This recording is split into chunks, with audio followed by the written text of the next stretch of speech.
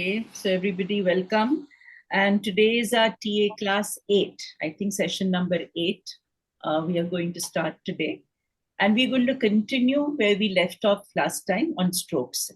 Okay, so let us understand strokes in a slightly more deeper manner today. So one of the strokes, I think we haven't shown this to you last time, if I'm not mistaken. So one of the most important aspect of stroke is that you look at a super stroke. So we saw conditional stroking, unconditional stroking, verbal stroking, non-verbal stroking. We saw internal strokes, external strokes, am I right? Plastic strokes and counterfeit strokes. We've seen all these kind of strokes, okay? But one of the strokes that we must always remember is a super stroke. Something that you give yourself, which nature can give you. And like this little picture that shows you a boy hugging a tree. Have you noticed sitting under a tree, hugging a tree, walking on barefoot on grass, watching just nature, sitting next to a river, actually makes you feel better. You may be in the worst of moods, but just inhaling the fragrance of a flower makes you feel better, right? And that's the reason hamari purani filmon mein, in movies, you have the hero coming home with a gajra, okay? And, putting the gajra on the wife's hair, and the wife starts smiling, and all the difficulty that they had in the morning, the fight that they had, or the discomfort that they felt just goes away. Correct? A bridal bed is always decorated with flowers. Maybe you don't like the bride, but the flowers may actually make you feel better.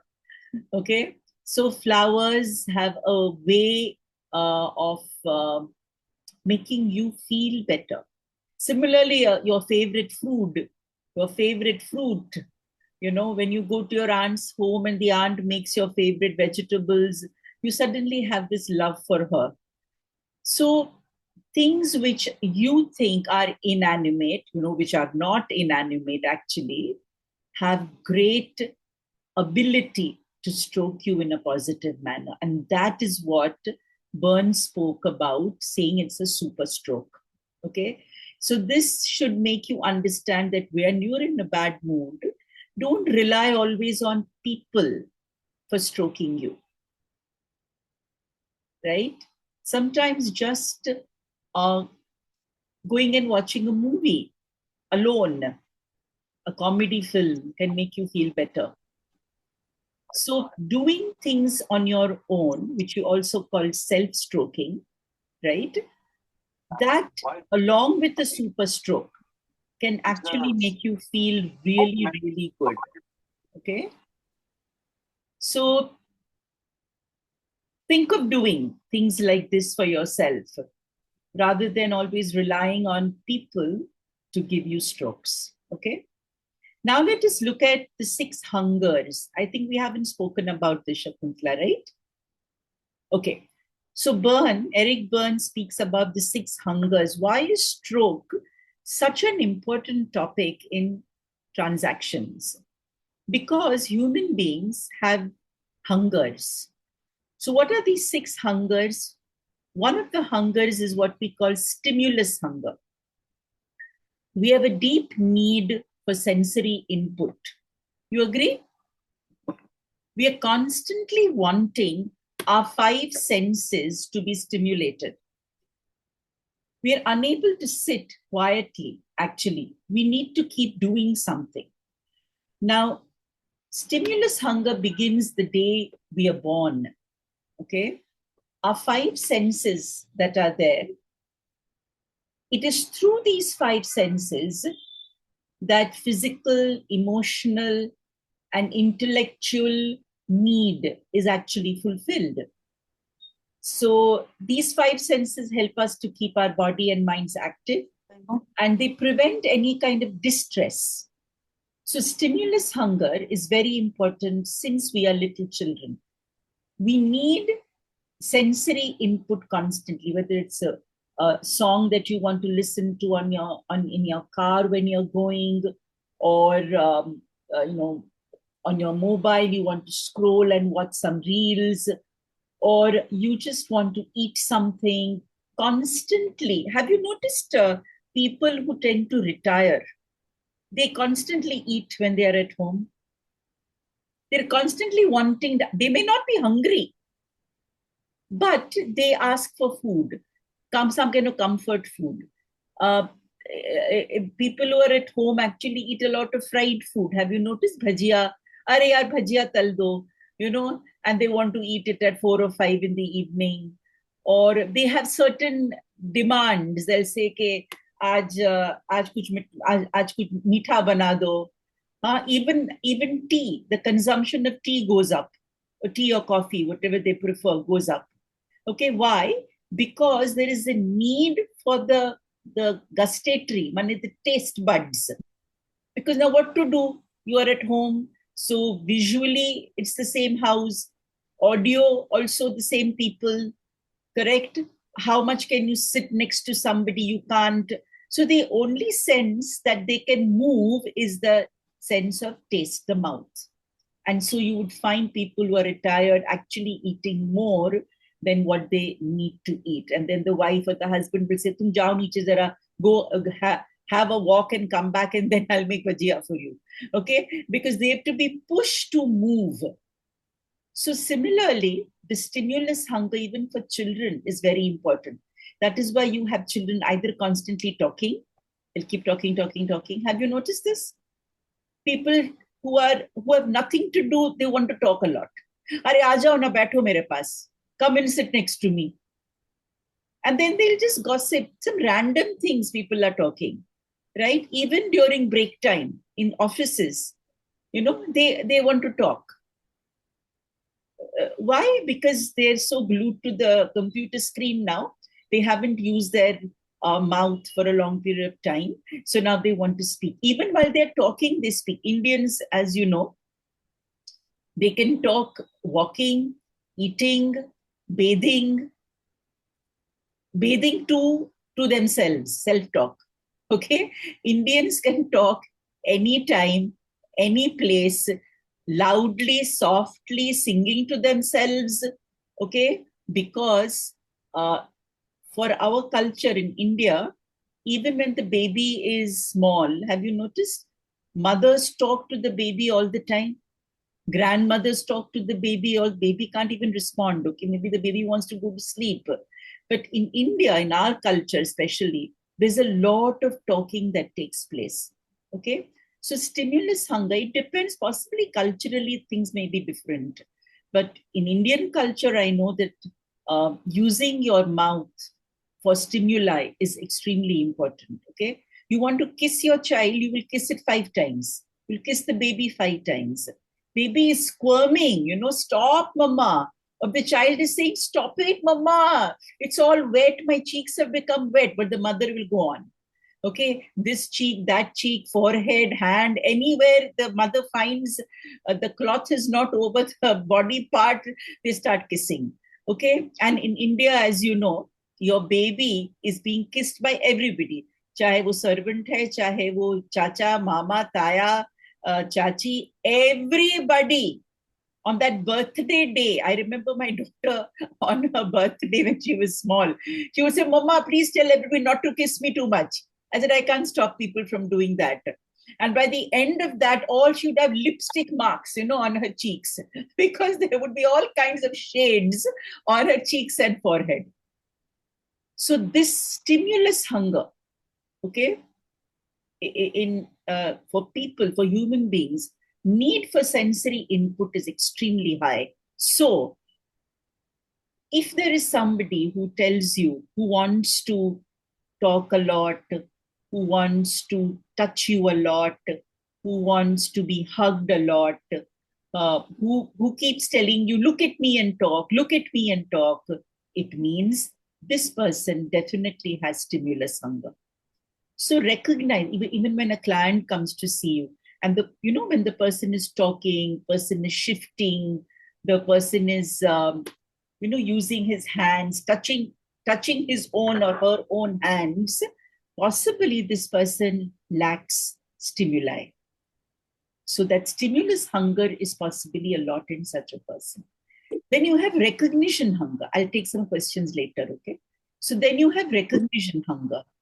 Need for acknowledgement is so important for all human beings. But just look at yourself. Have you been acknowledged for what you do? You may be working the whole day, you come back home, and then, there are more demands rather than acknowledgement. Or your children, your spouse, your parents, they only demand things from you rather than acknowledge. And a lot of clients do tell you, right, that itna karti hu, I do so much, but I hardly ever get any recognition or any acknowledgement from my loved ones. Office mein log mujhe acknowledge karte hain. Office mein people always say what a good worker you are. But at home, nobody seems to be acknowledging me. So this need for acknowledgement is also an inherent hunger that human beings have. So if you recognize this, then you will start acknowledging. The smallest of effort somebody makes, you can acknowledge. Smallest of effort. I want you to think for a few minutes. What is the smallest of things you do for somebody? You're not recognized, but what is the smallest of things you do for which possibly recognition can come your way? Just think for 2-3 minutes, and then we will have a discussion for each of these hungers. But can you just think of some small thing that you do? Giving a glass of water to your spouse is a big thing, by the way. It's not considered to be a small thing, but something very small that you may be doing. And you think that this can be acknowledged also. Other things are being acknowledged, but this also can be acknowledged. Ma'am, shall I say? Now, wait. Just put it down. Later on, we'll talk of each hunger, then you can tell us, okay? Then contact hunger. Need for physical touch. I think we spoke a lot about this in the last 2 classes, so I'm not going to say again. But contact hunger is very important for children, for spouse, for parents, for friends. It's important, and one of the easiest contact is handshake. Right? When you meet somebody, shake hands. Simplest way of contact in a corporate setup, you may not hug the person, but you definitely shake hands with the person.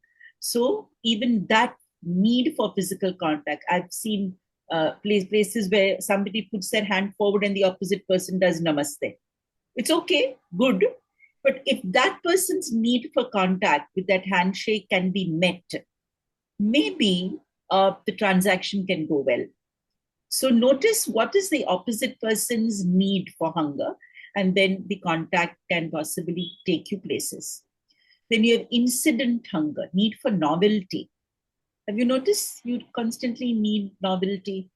One phone you've got for 4-5 years, and you say, "Hey, yaar, purana ho gaya hai na?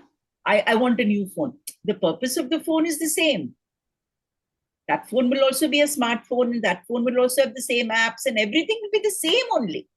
But you want a new phone.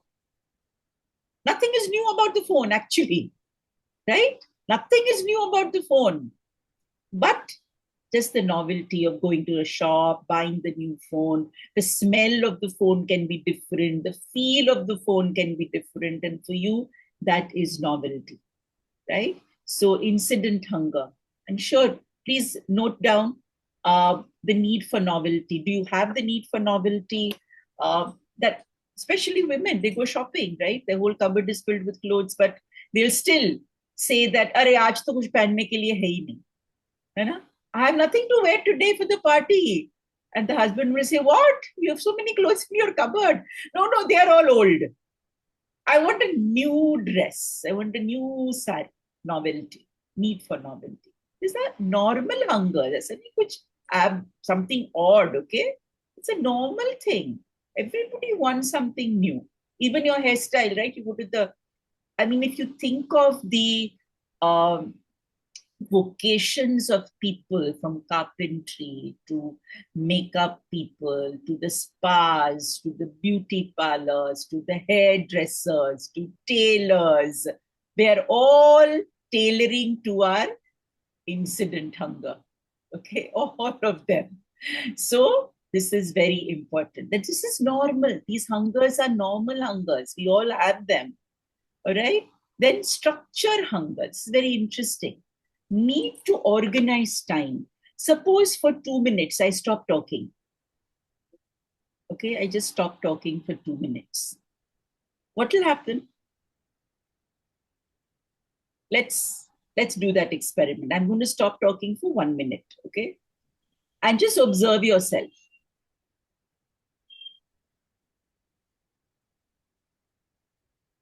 What do you get busy doing?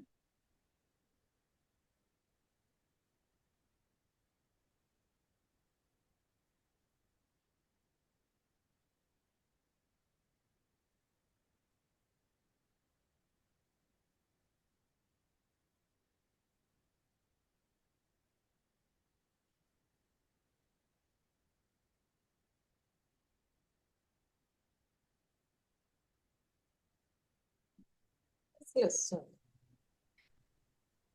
After 30 seconds, you will feel abhi kya kare?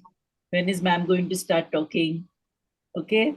Ma'am को क्या हो गया? Ma'am बोल क्यों नहीं रही हैं? हाँ, मैम बोल क्यों नहीं रही है? कुछ तो हुआ है. Why is she not talking? Or maybe you'll Network pick up issue. your phone. हाँ, network issue we will think. Network issue होगा, नेटवर्क इश्यू है. है ना?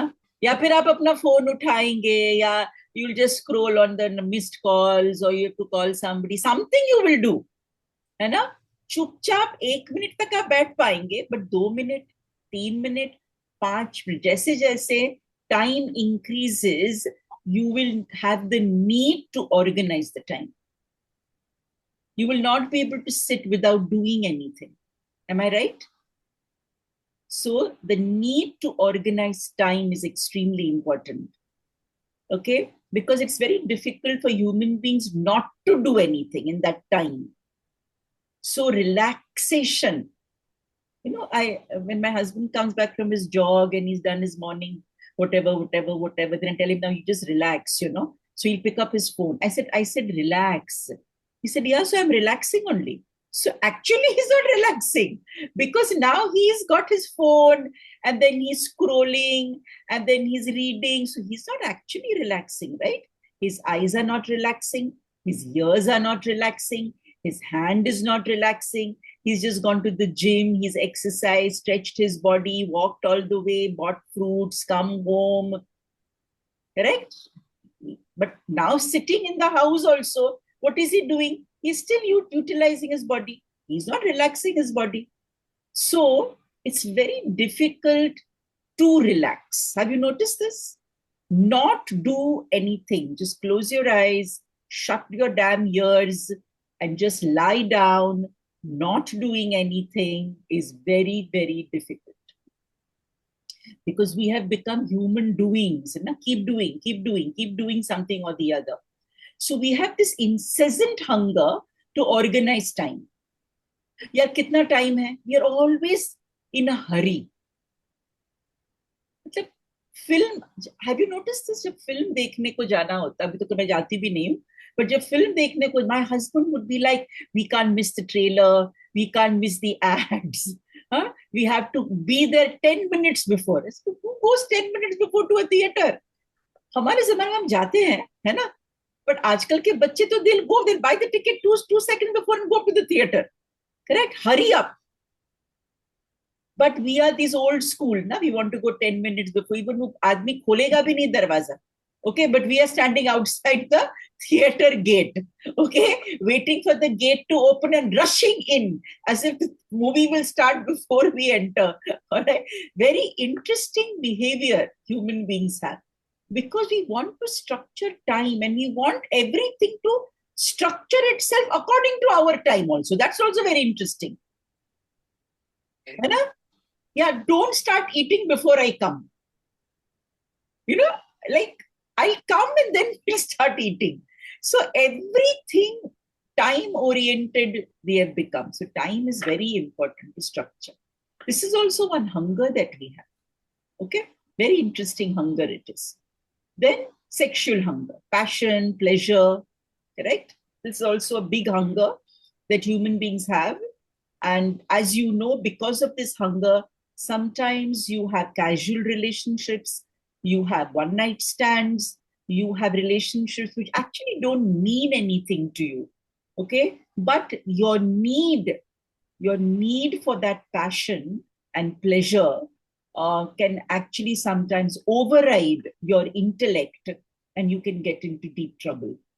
Okay, the rise of extramarital affairs in today's society is so high that and the rise of porn, the rise of dating apps, all this that you are seeing, okay, is all because the sexual hunger has uh, become like a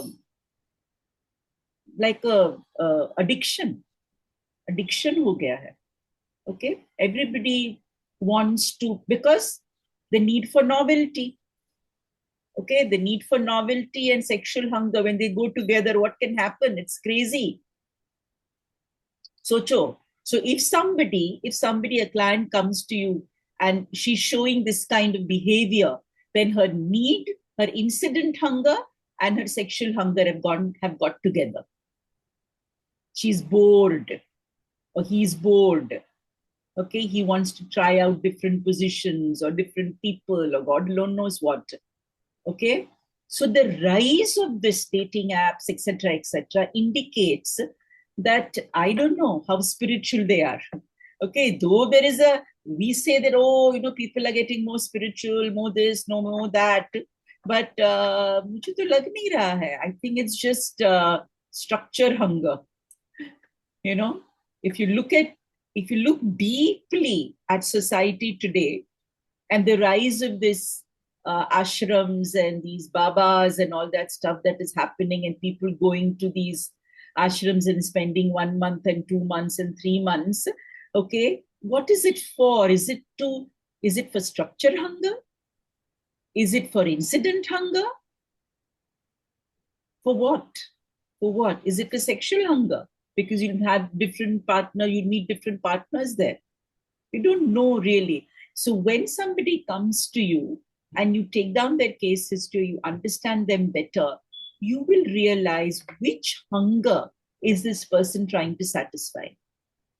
Understand what I'm saying? Okay. This can give you great insight into this person, and maybe the therapeutic intervention that you're planning, all right, or the psychotherapeutic work that you're doing, will be able to understand that much better.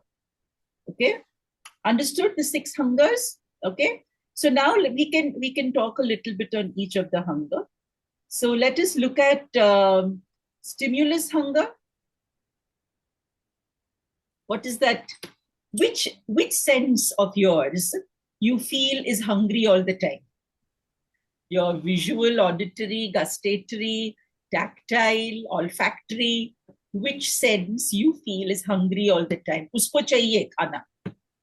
Anyone? Auditory, ma'am. Auditory. Okay, so Ranika has identified that the auditory sense of Gustatory. us, gustatory, Ma'am, Ambika is gustatory. gustatory. Yeah. And also shopping.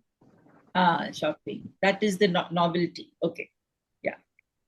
So I feel that shopping is more visual. Huh?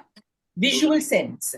Like color, texture, touch, all that. कल So most of club the- में Asha ji,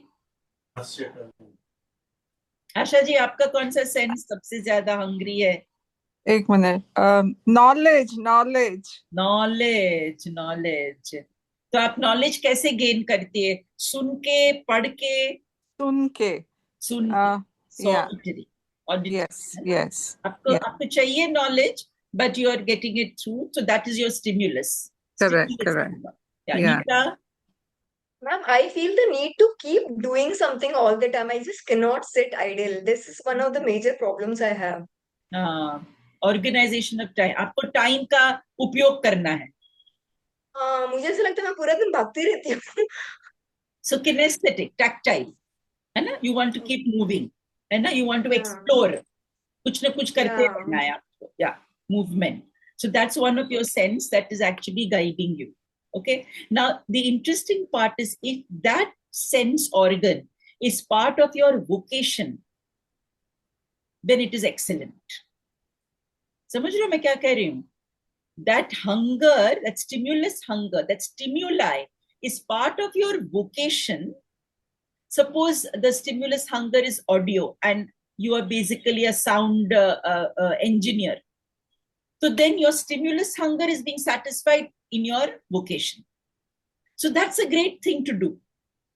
Correct? Because आपको hunger है और audio and आपका काम कैसा है? Same. So what will happen? Your stimulus hunger will be satisfied at work. So when you come back home, you will be able to engage with other senses. But suppose if your stimulus hunger is opposite to your vocation, then there will be friction, there will be conflict. Okay? Suppose there is a person who's a DJ. Usko bolna bhi hai, so, okay, and sound bhi hai, and that is his vocation and that is his hunger. He'll be excellent with his work. So if your hunger is being satisfied with your vocation, then what happens? You excel. You become good with your work because it just relates beautifully. Correct? So that's very important. Okay. Then the second what we had is recognition hunger, to be acknowledged. So do you feel a small little thing you are doing but there is no acknowledgement coming? ऐसा कोई share करना चाहेगा? Namrita, bolo. Any particular action or thing that you do? But generally, what I have noticed with me is that I'm a person who understands the other person very well. And what happens is the amount of Please, others will have to switch, mute themselves. Ma'am, please make me co-host.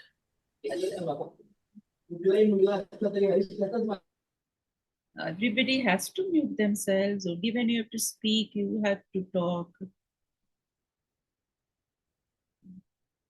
I'll just make one of Shakuntala co-host one other thing. Just hold on. आप बोलते रहो आप अपना ma'am, basically for me it happens that I understand the other person's cues and everything, and when I want them to understand my cues and understand me, वो कभी मुझे response वैसे मिलता ही नहीं है. So somewhere I feel a little frustrated and agitated कि if I am like making so much of effort to understand you, and it is not necessary that somebody has to be close to me, but even normally also like 2-3 interactions I get to know what that person feels or wants or how that person wants me to react, and I do that, but I don't get that in response, so that is a little frustrating. Then it makes me feel that am I not trying to express myself enough to tell what I want, or is it that is it possible that you need to kind of make that person aware, या फिर after making that person aware also the person is not responding? ऐसे होता है? हाँ वैसे भी होता है, but also I think I have this need. It's a little dual thing कि I want to be seen also and I don't want to be seen also. So तुम्हारे अंदर ये conflict है. Yeah. So then obviously it's not being communicated effectively. Correct. And so you be very clear as to what you want, and then if you communicate, it just becomes easier. Correct? All right. So now there is somebody here. Kruti, go ahead. I think sometimes it's frustrating, like when the household is running, like, but which nobody really notices. But if one thing is not there, like something, because either you are unwell or for whatever reason, then there's a big halla. Very good. Excellent example. Yeah. The household is running perfectly that nobody's noticing. But one thing is not in place, suddenly everybody, puts it in your face. So how the household is running efficiently, there is no acknowledgement for that. I think that's a super example. Anyone else? anyone else feels कुछ छोटी सी बात लोग notice करे तो बेहतर है. Aruna, you want to say something? Yes, ma'am. I go with Kruti ji. We maintain very well all the day and every time. Entire house will keep clean and everything will ready for all the family members. Yeah. If for example ऐसा लेते हैं सुबह से शाम तक पूरा clean करके ऐसा हम शाम को रेडी करके घर को अच्छे से सजा के रख देते. बच्चे और हस्बैंड आके at least if they're not recognizing the house is how beautifully it is changed from the morning to evening. It gives pain. It gives pain. I feel that much we need. We have to get that appreciation. Yeah. At least I feel they can so, come and say कि यार after coming home I feel so good. Even that much if they say, no, after coming home I feel relaxed or something more like than that. enough. It's more than enough. We feel happy. See how simple. Yes. No? We want little bit of acknowledgement. I think every human being wants it. So there's nothing wrong or right about this. The normal hunger hai ye, hai na? So yeah, Ambika, you want to say something? Ma'am same thing कि house hold perfectly run करता है, लेकिन अगर एक चीज भी suppose shampoo ही खत्म हो गया है और वो नहीं है तो बेटा के बोलेगा आप करते क्या हो सारा दिन, आप कुछ करते तो हो नहीं, एक शैम्पू नहीं मंगा सकते हो. तो एक छोटी सी चीज है, लेकिन ये बोलना कि आप कुछ करते ही नहीं हो, मतलब it's like attack on your being कि आप सारा दिन जिसमें लगा रहे हो, आप अपना जॉब वॉब जो भी कर सकते हो छोड़ करके आप ये कर रहे हो, उसके बाद आपको सुनने मिलता है कि आप कुछ नहीं करते हो. And that is so hurtful.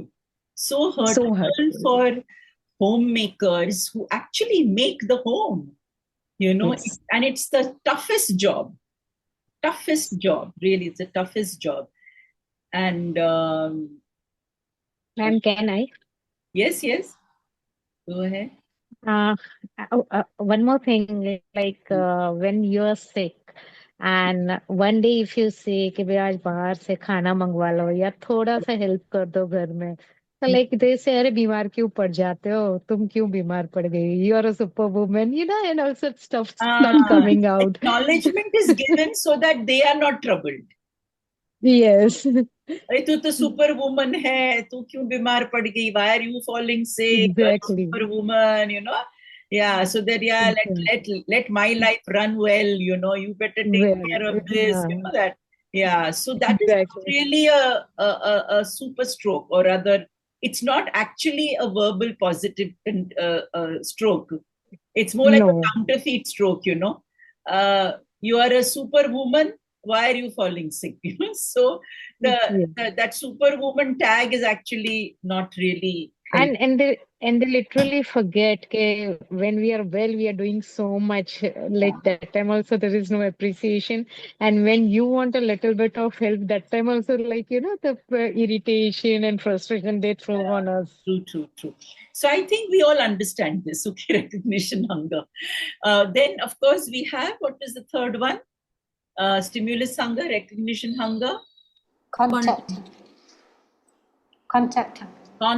hunger. So I think that's very clear. I think we spoke a lot about touch. And then we have incident hunger. That is a very interesting hunger, okay, novelty related.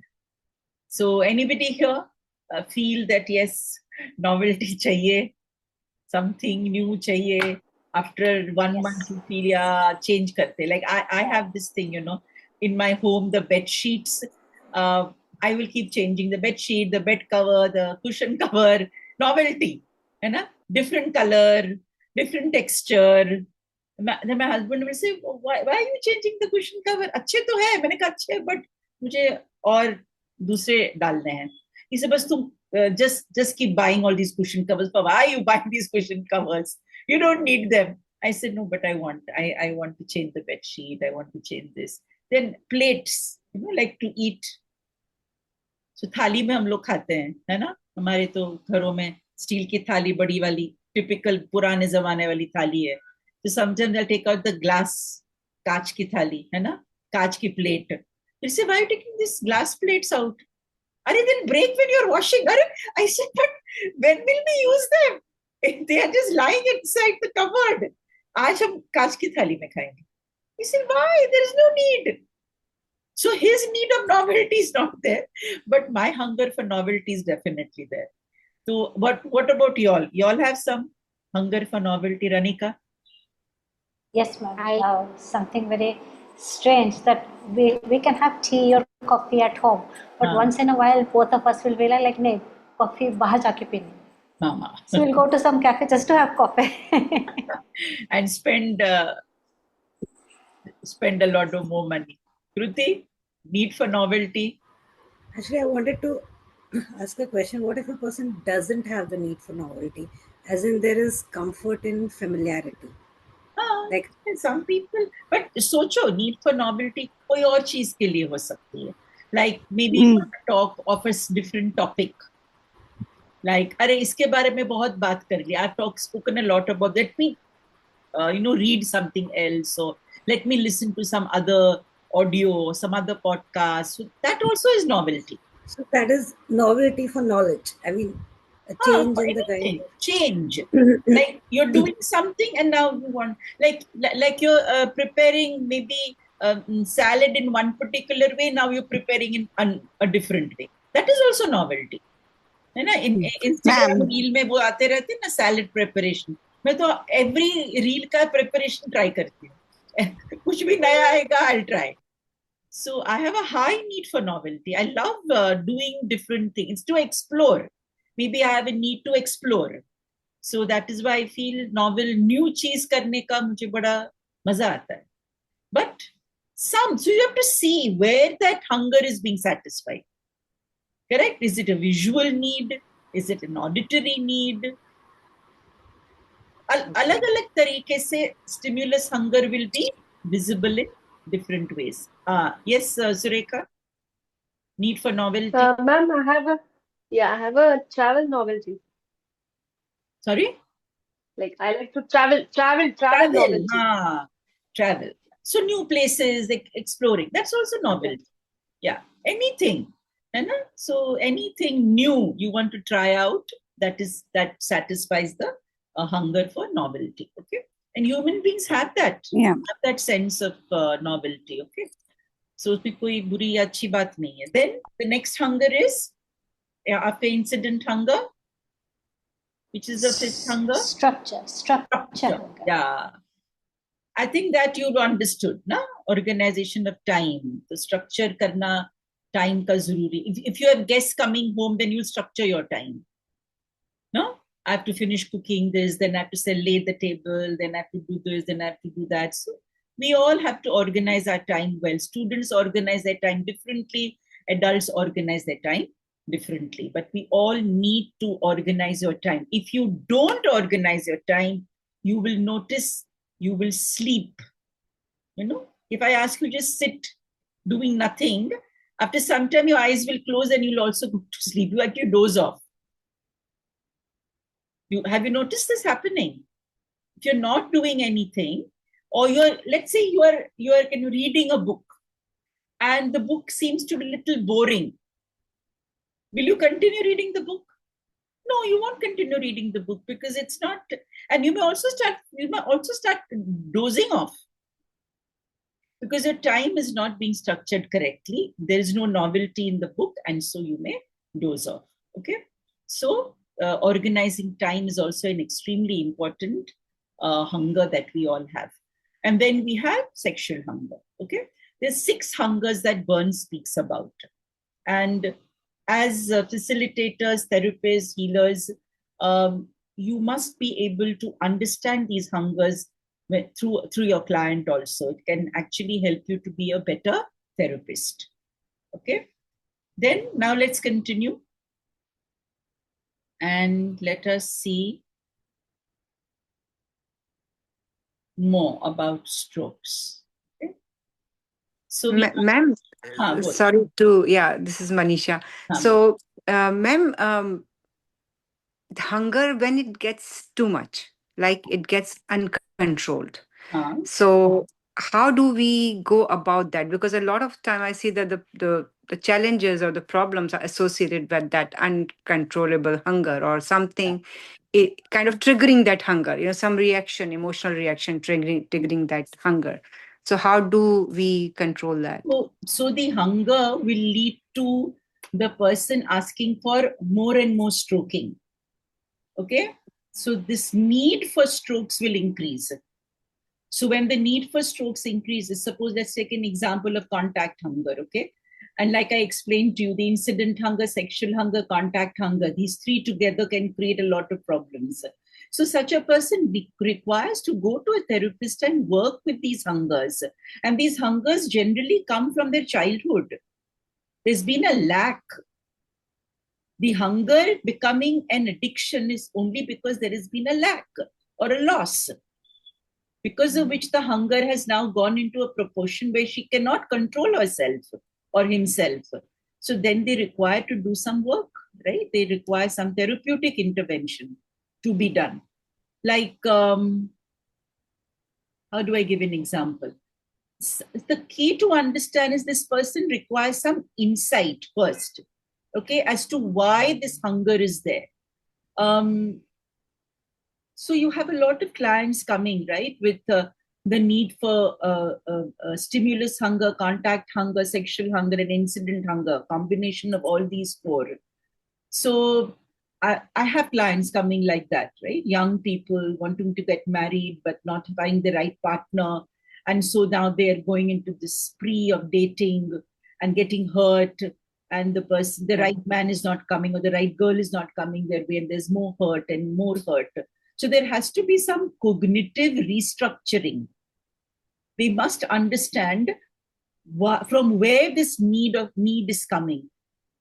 So this requires some therapeutic intervention. There is no one-line thing that, oh, ye karoge to hunger will go away. It's not like that. Yeah. There will have to be some therapeutic intervention with them. Okay. Thank you, ma'am. Okay. So now I think this we already spoke about last time. Okay, so this is very interesting. Boundaries. Okay. Now, if you have a paper and a pen with you, do you have a paper and a pen, everybody? Yes, ma'am. Okay, yes. So let us say, hypothetically, okay, let us say that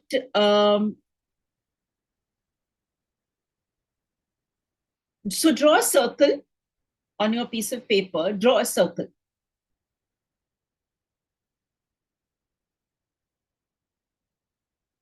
Okay, just draw a circle, okay, one circle, all right. Now I want you to see the size of the circle that you have drawn. Is it big one? Is it medium size? Or is it a small circle? First, see the size of the circle, okay? Now, there are personal space. किसने बड़ा circle draw किया है? Anybody who's drawn the whole page and a circle? Middle size circle. Medium size, okay. Now, whichever circle you have drawn, there are 4 distances you will have to map, okay? Intimate distance, personal distance, social distance, and public distance. Please write them down. Intimate distance, personal distance, social distance, and public distance.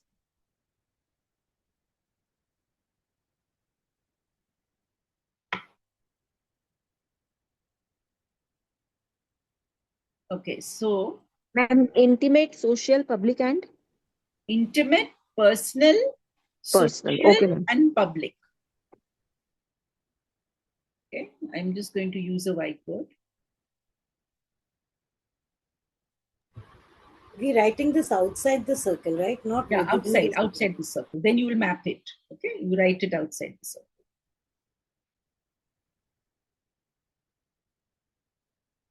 Why I asked you about your size of the circle, I just explain to you. Now, let us say I have drawn a small circle on the page. Now, the 4 distances. So this is obviously going to be intimate distance, correct? This is my intimate space, let us say, okay? Now, the others will go outwards, personal distance, social distance, and public distance. ऐसा होगा मेरा circle, ठीक है? I'll have intimate, personal,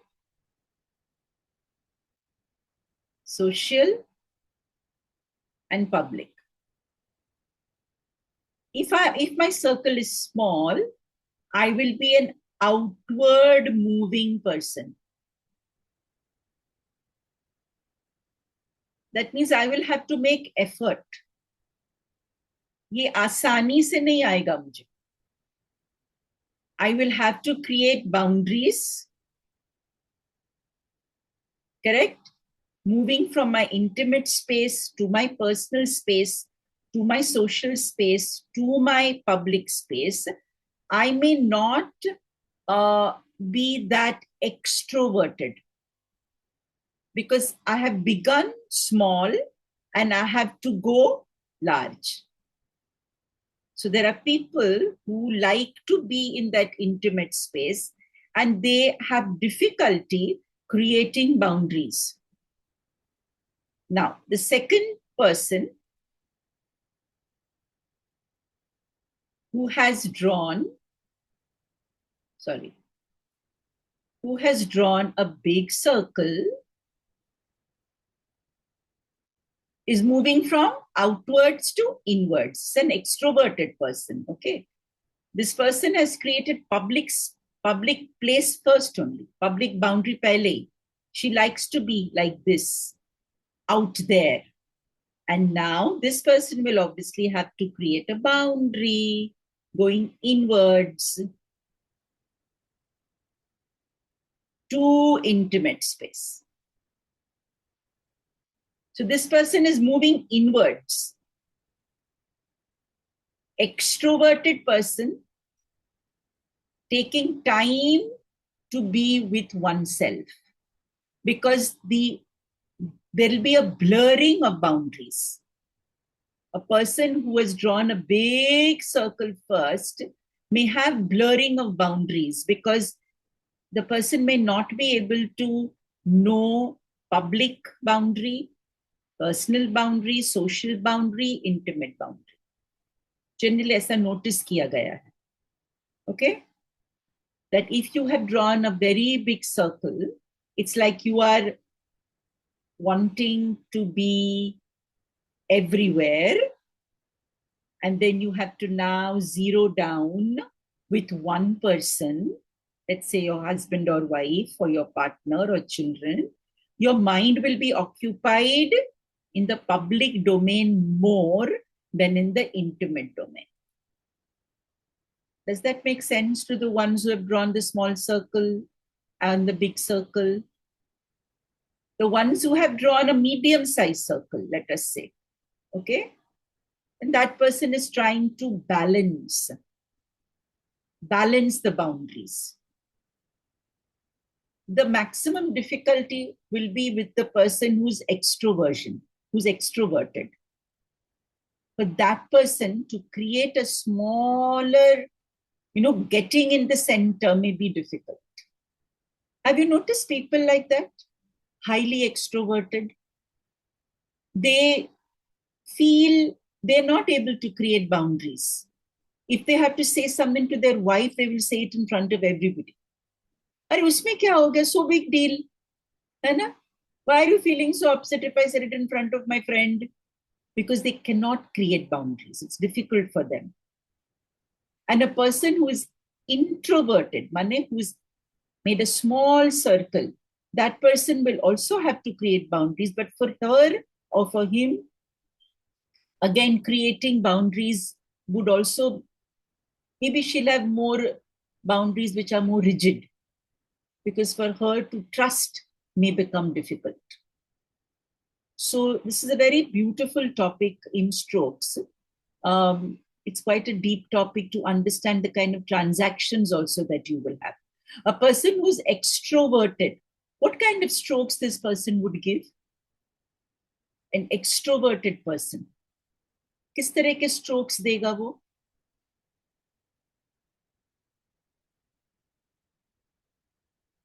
Would he give more of conditional stroking, unconditional stroking, verbal stroking, non-verbal stroking, what touch stroking? What kind of strokes do you think people who are at the periphery, an external person, extroverted person?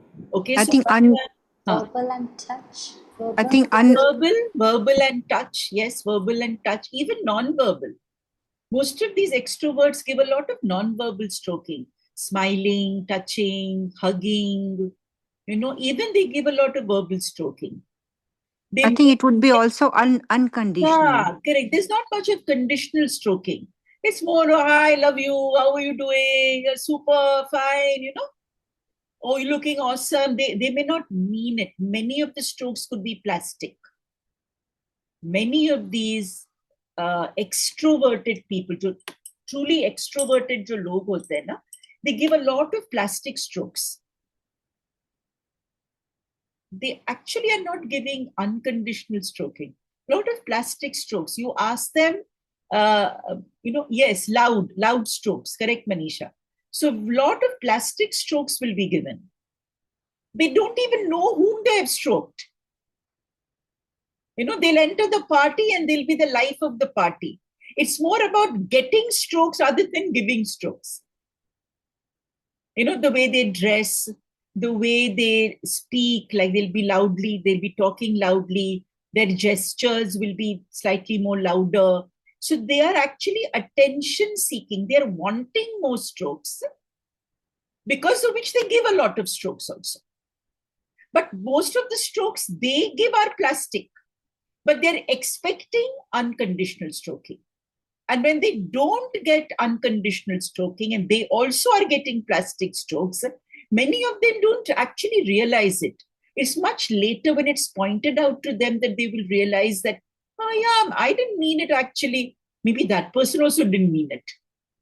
So in some time, these extroverts, the boundaries get blurred, right?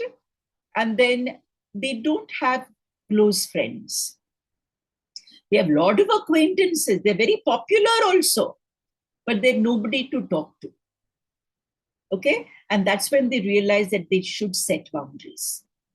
So extroverts are very interesting to study.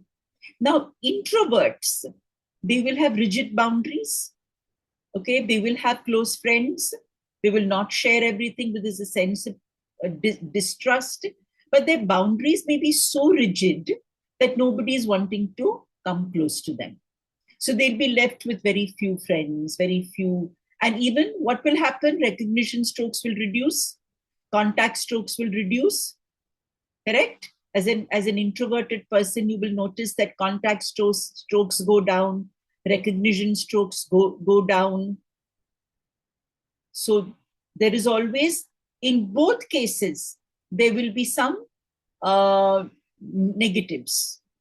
Okay? That is why it's important to be balanced. It's important to draw a circle which is medium rather than a big or a tiny circle. Now, whatever I have said, please look at the size of the circle that you started out with. And what I said, does that make sense to you? Does it make any sense to you? Yes or no? Yes, ma'am. Yeah. Clear. Ma'am, I have a question. So, Yes, ma'am. Is this typical of like an Indian family where you're actually not really taught to say no? It's always a yes, yes, yes.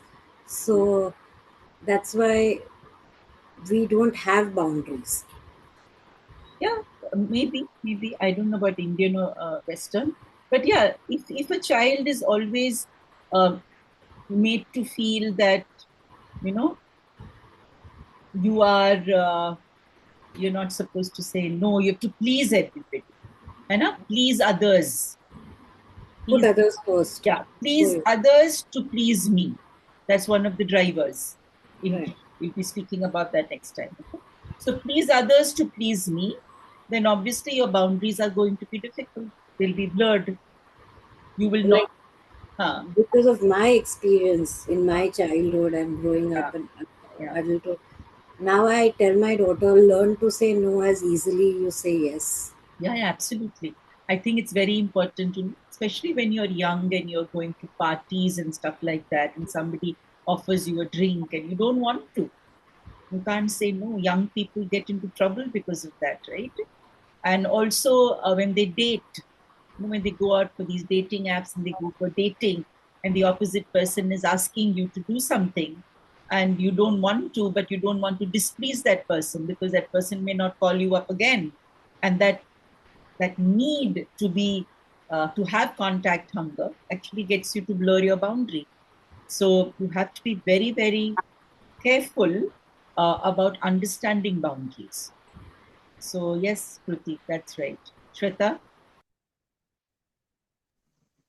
Yes, so my circle was bigger, but then I could not relate to everything that I mean, I was able to relate to some of the things, not everything, because I am extrovert introvert. Maybe there's a new term that they have coined in, or maybe somebody who can write well but cannot express well verbally. I can now because the virtue of the profession that I am in, but I am more of an introvert kind of person. Maybe I have social anxiety. At your workplace, you may be extroverted.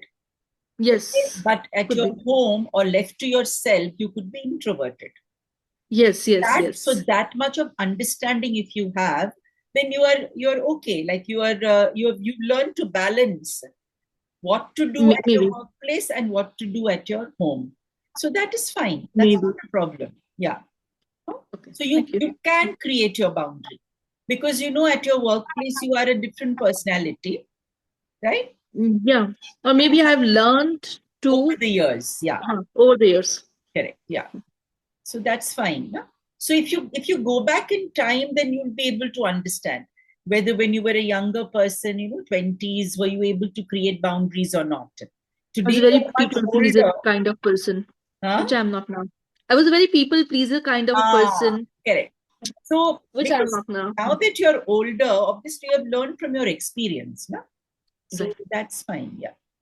Okay. Now let's continue to understand more.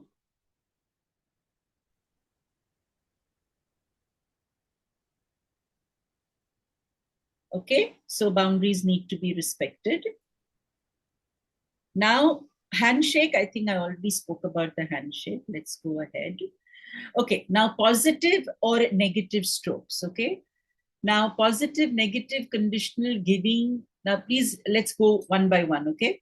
Positive, stroke, negative, conditional, and positive, stroke, negative, unconditional. Let us look at complimentary remarks about your work, our appearance, our family, our hobbies will all be positive conditional. So any complimentary remarks coming to you about your work, your appearance, your family, hobbies, etc., whatever you do, will all come under positive conditional stroking because they are being given for doing something. Questions are positive strokes, inquiring or asking another's opinion, their concerns, their ideas, or latest news. This is all considered positive strokes. When you ask questions to somebody or inquire about their well-being, or you want their opinions, or you are looking for their concerns, and you're expressing it, their ideas, and you are acknowledging their ideas, or you're asking about what you're doing nowadays, what is the latest that is happening in your life. This is considered positive conditional stroking. Okay. Strokes related to performance or task, That is also considered positive. Conditional stroking, because it helps develop. Yeah, the opposite person tends to develop further. I have done this, and I'm going to, do this, and that person gets, we tend to positively stroke such a person, right? Then constructive criticism can also be a positive stroke. The critical parent positive CP can help as the comment comes in our best interest. Now, this is a big challenge, how to be CP positive, how to be CP plus, how to offer constructive criticism. Now, this is a skill, okay? Can anybody just think for a few seconds and tell me, how should you start giving a constructive criticism to somebody? Mane, how should your verbal dialogue or verbal statement be, which can be construed as constructive criticism? Anybody? Yes, ma'am. Can I? Go on, Ambika. Yeah, ma'am जैसे कि मैं गाना गाती हूँ, I have interest in singing, तो मेरी sister है, cousin है, वो हमेशा बोलेगी मुझे कि आप मुझे गा के भेजिए, जो आपको कहीं गाना है आप मुझे गा के भेजिए. Then she will praise the good things and she will bring out the things which I need to improve. So that helps me a lot. It helps you a lot. Very good. Excellent. So, जब वो message करेगी या जब वो बोलेगी, तो she will say, what will she say? How will she generally frame her statement? Ma'am वो बोलेगी, अंबिका दीदी, ये गाना तो आपने बहुत ही अच्छा गाया है. मुझे ये गाना बहुत अच्छा लगा, लेकिन जो होता है ना कि दिल को छूता है, वो बात आपकी नहीं आ रही. आप इससे बहुत अच्छा कर सकती हैं. आप में इससे बहुत ज्यादा, मतलब आपका जो लेवल है इससे और बहुत अच्छा कर सकती हैं आप. You feel that is constructive criticism? Yes, ma'am. Okay, good. Anybody else? How do we give constructive criticism to somebody? And we start by appreciating the effort that they have put in. Okay. And thereon tell them how they can do something better, like just the way Ambika was saying. Okay. So first you praise them, money, you give them the right strokes. Okay, don't go completely overboard in your praise. Okay, because if you go overboard and then say something because you've raised their expectations to 100, and then suddenly you say something else, that will not be constructive criticism, right? Because it's like a kind of a counterfeit. No, you're suddenly saying something really good, and then suddenly it may seem like criticism. So it's very important to start with something positive and say, for my daughter, right? So she's writing for an international blog. So she sent me her link and I read it. She immediately sent me a message saying, Mama, have you read it? So now she was in a hurry for me to give a response. Abhi itna lamba article मैं पढ़ूंगी, फिर मैं response दूंगी, right? So I just sent her a message reading it. So she knew that, not that I'm not reading it, I'm reading it, okay? Then I read the article. Then I said, I told her, I wrote to her actually, I didn't tell her. I wrote to her saying that the article is to the point, a lot of clarity, the words that you have used. So I actually described what I felt while I was reading it. So she got the picture that I have read it first. Okay, because if I just say it's very good, then she's going to ask me what was so good about the article, knowing her. Okay, so I actually picked up phrases from the article which I felt communicated effectively what she wanted to say. And then I told her that I felt there was a lack of emotional connect. It was very factual. The article was very factual. Everything that was written made complete sense, okay? But maybe it was too factual. For a person like me, I would like some emotionally nuanced, maybe phrases in the article. And she understood. She said, yeah, Mama, I think you're right. Because when she read the article again, she felt that, yes, I think I've missed out on that emotional bit that maybe can readers like you would like.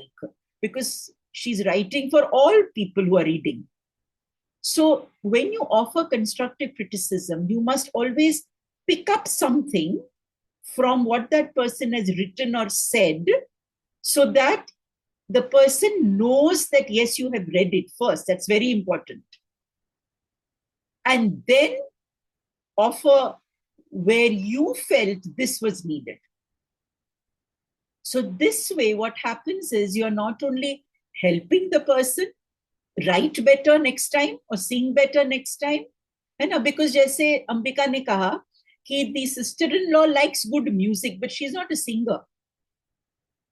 Am I right? Ambika, correct. So she Yes, cannot.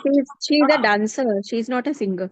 Okay. So she's not somebody who understands the nuances of singing. She's enjoying Ambika's voice, the music. Okay. So she can offer you strokes, but she cannot offer you constructive criticism. For constructive criticism, you need to send it to a singer. Right? Because a singer will be able to tell you how to improve.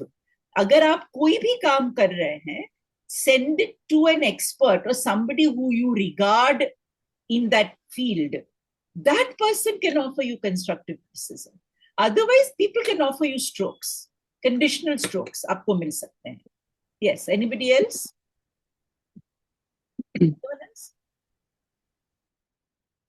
Anyone else wants to say something? Okay, fine. So Ambika, beta, next time you sing, send it to a singer. Ma'am, but actually what is there ki we have grown up together, like from childhood.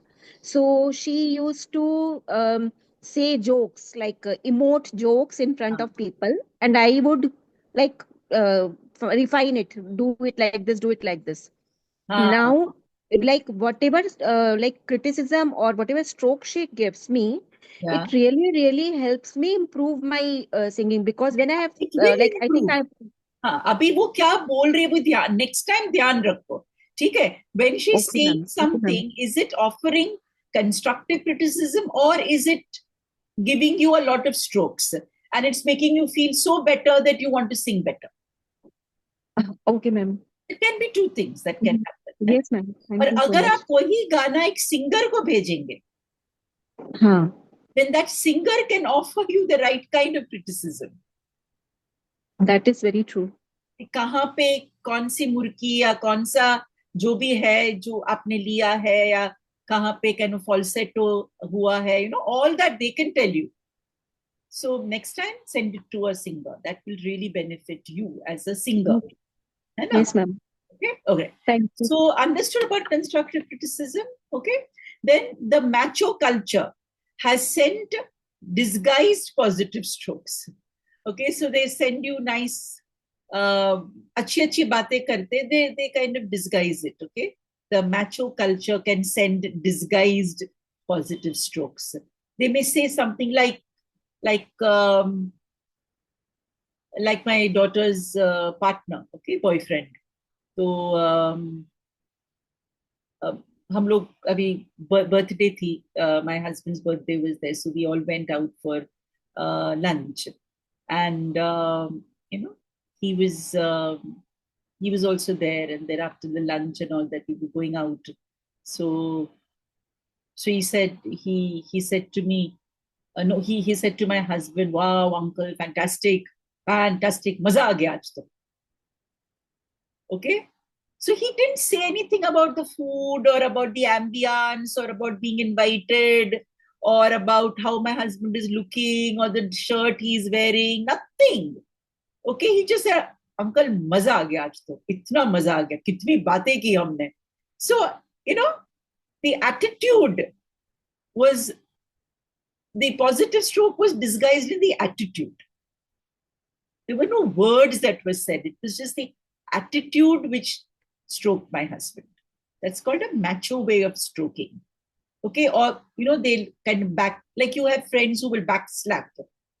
They'll come and just slap their friend on their back.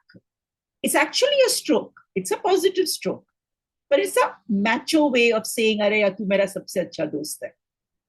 So many times these non-verbal strokes that come your way is a disguised positive stroke. Okay. Then sarcasm disguised as sour humor can be a negative conditional stroke. You know what is sour humor, right? Like telling somebody, "Arey, my God, yaar, tune to," matlab, like something about their appearance, you can say in a very sarcastic manner. Arey, like some time back, I remember some friend, hum log baatein kar rahe to one girl said to another girl, another lady, rather, usne apne baal kaate the, in some new cut or something. So this lady told her that, "Arey yaar, tu to ekdam puppy dog lag rahi hai. You're looking like a puppy dog," because she had made some fringe and that kind of thing. So it's actually kind of sarcasm, okay? Like sour humor. It's a negative conditional stroke. But that lady felt very good. She felt a puppy dog, But I could sense that actually it's sarcasm. It's not a positive stroke, negative stroke. But I think some people are very good at it, ma'am. Very good, very good. Some, I mean, they have that thing in them. Knack. They And knack. you see that very often. From where they get these words, Yeah. Yeah. Say these things, It's very good till the time they use it on others. When it starts coming on you, then you start sensing it. Why both or Yeah, people get offended if you joke on them. Yes. They can't take it well. They're like, why? Or if you say their joke is a sour joke, they'll be like, why you think it is not a joke? Yeah, correct. Yeah. It's very interesting to observe these strokes coming, No, my husband is very much like this, and sometimes he often uses it on other people, but I don't like it. So I tell him, no, this is not the way either. If you don't, there is a way of saying and learn. So I could relate to it very well. But they will say that मैं तो ऐसा ही हूँ. अरे ऐसा कुछ they will these people will actually tell you, turn around and tell you that only you are feeling like that. My friend doesn't think like that. They'll say like that. Have you noticed this? True. Ma'am वो बोलते हैं तुम तो मजाक समझती नहीं हो, मैं तो मजाक ही कर रहा था. Correct.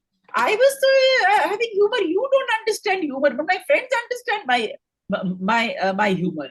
They'll say they're in denial most of the time. Because they don't want to change, they are enjoying it. Yes. So why should they want to change? So these are all conditional stroking, okay?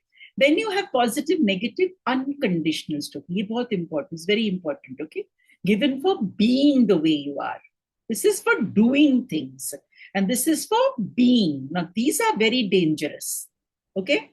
Now, unconditional stroking add an important dimension in personal development because they don't have to be earned through work, achievement, or appearance. Unconditional stroking add an important dimension in personal development because you don't earn them through work, achievement, or appearance. You are loved just the way you are, or you are hated just the way you are. Okay, there is no reasoning behind it. The boss will say, I just don't like your work. No reason. There is no reason given. I'm sorry, but I will have to fire you. What is the reason? No reason. Okay, or somebody will say that, I just don't like the way you dress. But why? What is wrong? They can't give you a reason. It's just a blanket, unconditional, negative or positive stroke. Like there are people who say, I just love my friend. Why I love, I don't know.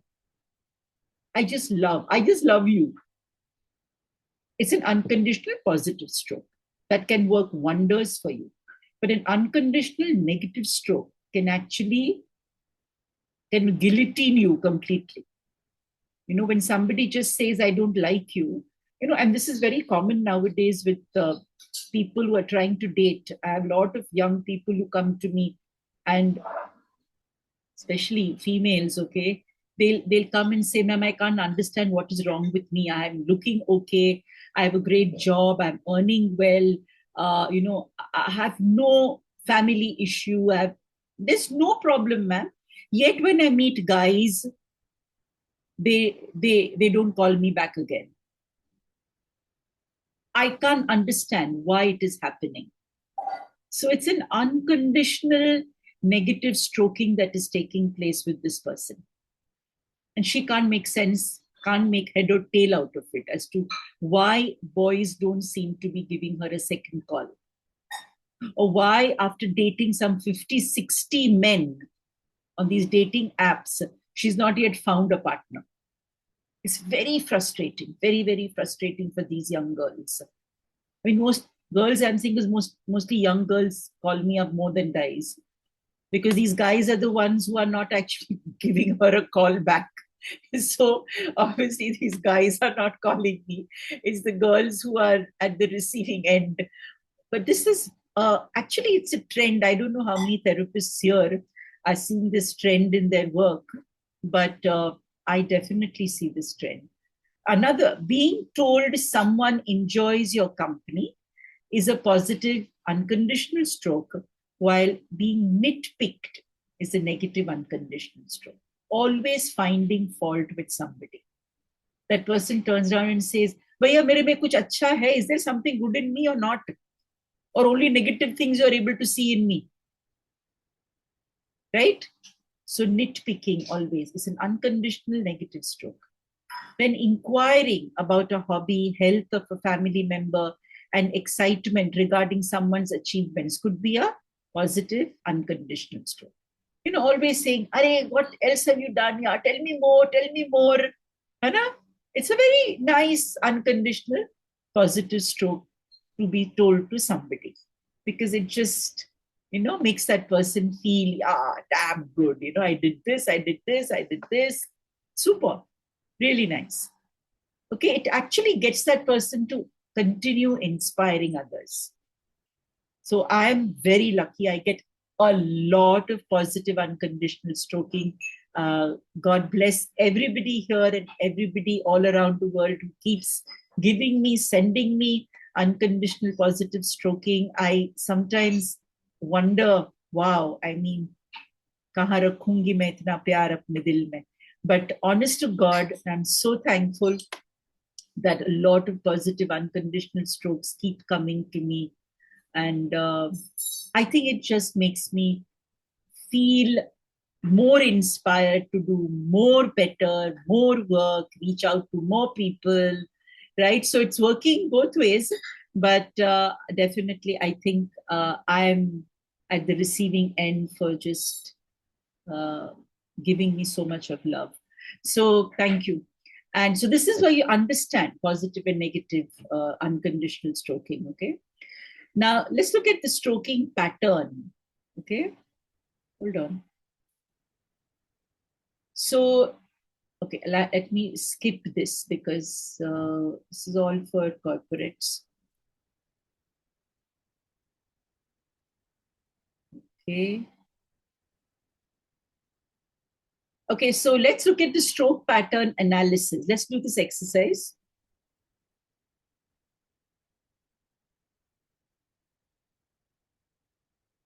So take a sheet of paper, divide it into 5 or 6 columns. At the top of each column, put the name of someone you have regular contact, either at work or at home, whatever. Yeah, just and think about the kind of strokes you give and receive when you are with them. So just make the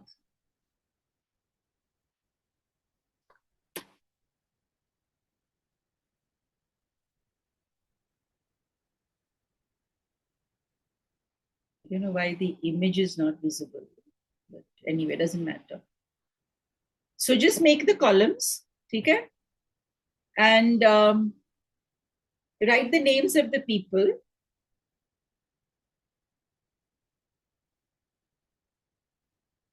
Do this exercise. And let's look at now the strokes you give and receive.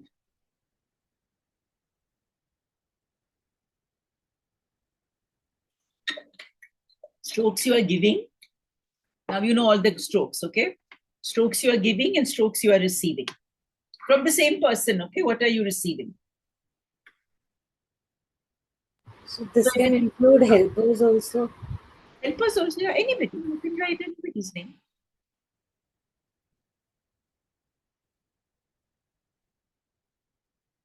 हाँ. So column में नाम लिखो ऊपर ऐसे. Give, receive. You're going to focus on these two today, okay? Give and receive.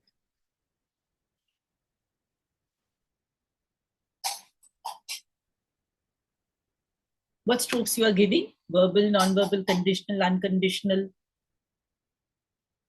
plastic strokes, counterfeit strokes.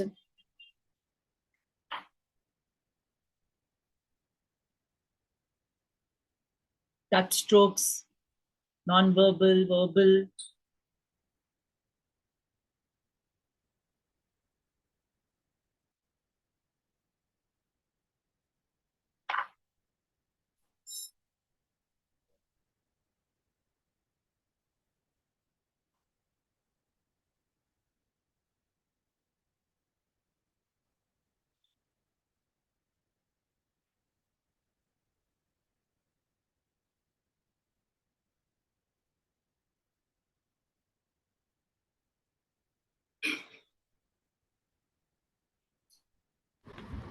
Sorry, duty bound will come under what? Explain karo, duty bound matlab? Like for your parents, it's responsibility, duty bound. Conditional stroking, no? Conditional only, right? Duty bound is always conditional because But they it can be non-verbal also. Huh? Conditional and non-verbal. Sorry, conditional and Non-verbal. non-verbal. हाँ. That depends ना बेटा तुम कैसे stroke कर रही हो माता पिता को. Duty bound means would you just go home and give your mama hug, because it can be not conditional also, na? No, it's like my mother will call me or message me complaining about her health. Her expectation is I will say कि मैं खाना भेज देती हूँ, you तो take conditional. rest. So it's conditional. Yeah. Yeah.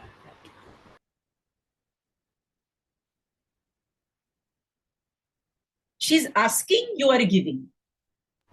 She's not even directly asking. No, but she is asking, na? In a whatever, in her own way. In her own way, in yeah. her own way, she's asking, and you are giving. Right? But suppose if you ask something, would she give easily?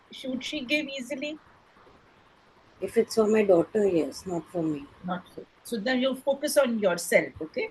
So she's asking for strokes and you are giving her strokes. So write like that, okay? Asking, giving. जो हमने वो जो the sheet that you did ना, उसमें ask है, give है, take है, receive है ना? So she's asking, you are giving. So write that. Ask, give. She's asking, you are giving. So you'll come to know how many people are asking you for strokes. Kruti, you will understand how many people are asking you. Okay? And how many people you are asking for strokes. Maybe less or none. None, actually. None was what I was going to say. None. So now you get an insight, beta, ki kitne log, how many people are asking you, how many people you are able to ask. So that will give you some insight. So even my stroking questionnaire is like that. I haven't had a look at everybody's, but I will. So understood now? Now see, give and receive. Are you giving more than receiving? Look at all the 5 people.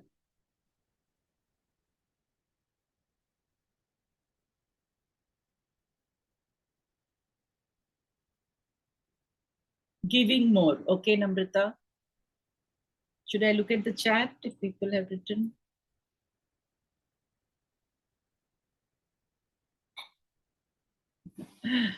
Thank you, Varsha ji.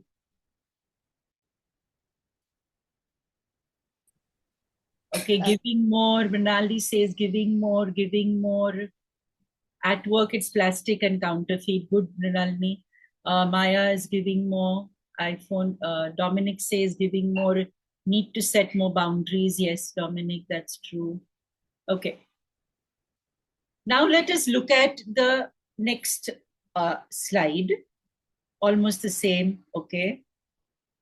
Now let's look at the next part of the slide. Okay. Now the stroke pattern analysis. Okay, just the give and receive part, let us look at it. How intense are the strokes you exchange with them? Just greetings, talking shop, significant praise or criticism. How intense are these strokes? How would you like to put a symbol? Na? Maybe you can have plus or plus minus neutral, let us say. All the 5 columns that you have made, if you can just put in your own way, just to understand the intensity. Either you put a candle, fire, or torch, whatever you want to, like a very symbolic, metaphorical way of understanding the intensity of this exchange taking place between the 2 of you, or the 5 of you, the 5 people that you have made. So notice the intensity.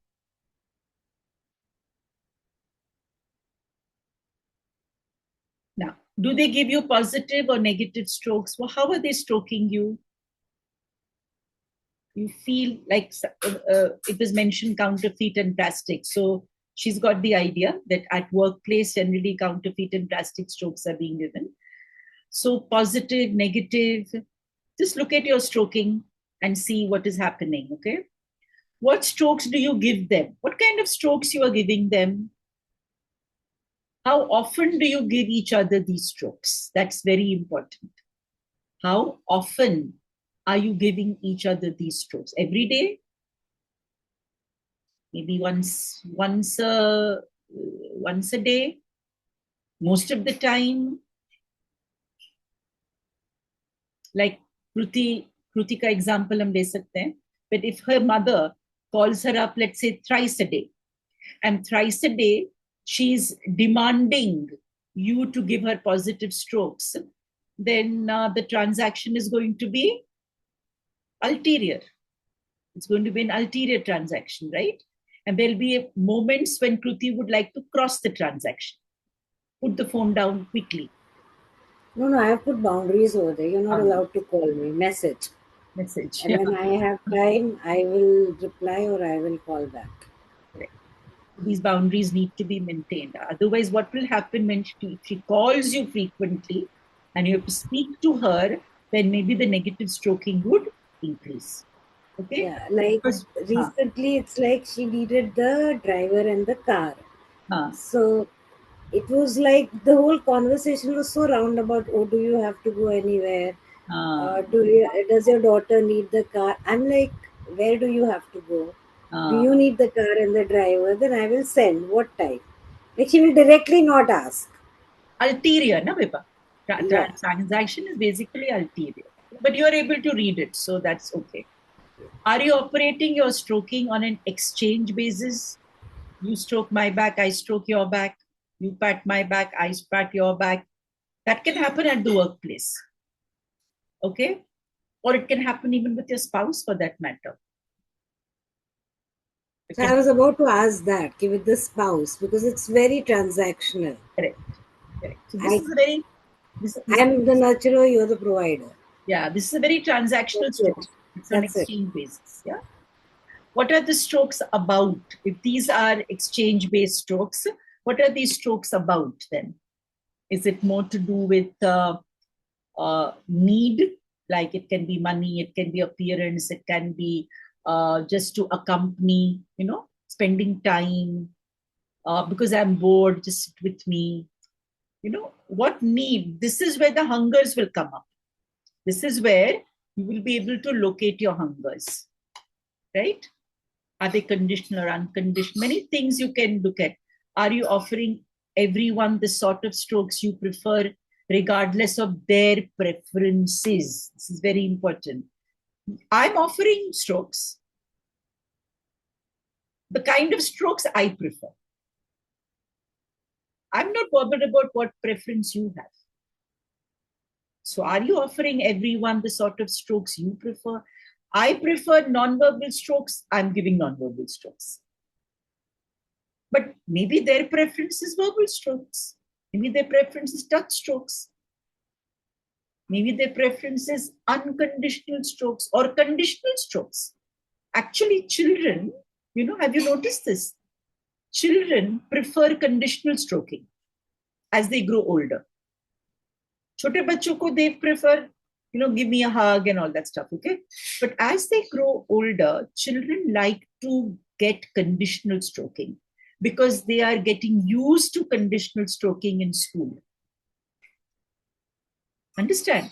In school, teachers are giving conditional strokes. So they have got used to conditional stroking. So if your parent comes and just hugs the child, they say, Mama, what are you doing? Don't hug me. Okay, so they don't want unconditional positive stroke. They want conditional stroking. If you tell them, wow, beta, you helped me out today, or you've done super today, your exam results are fantastic, they feel very good. But unconditional stroking, especially for teenagers, I find in school, it doesn't mean much to them. They will tell me, Are, so what? Like my mom has to love me, no? So if she comes and says, I love you, what is the big deal in that? Parents are supposed to love their children, they'll say like that. But my mummy doesn't regard me, all my effort I'm putting. That mummy doesn't see. I'm staying up in the night and studying for my exam. Mummy doesn't see that.